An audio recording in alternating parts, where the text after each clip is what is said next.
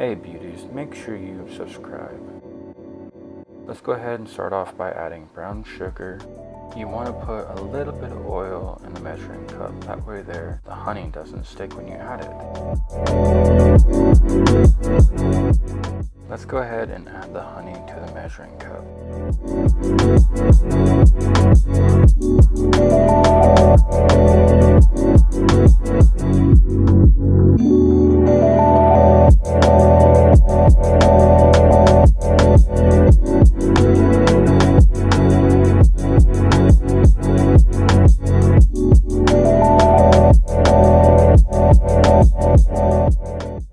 Add the honey, softened shea butter, and essential oil to the brown sugar.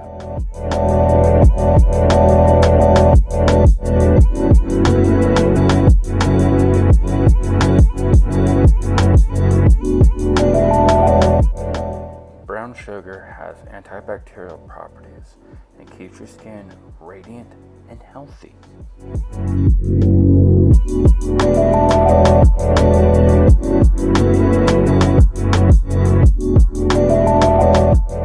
Brown sugar's granulated particles exfoliate your skin, clearing away dry and dead skin cells.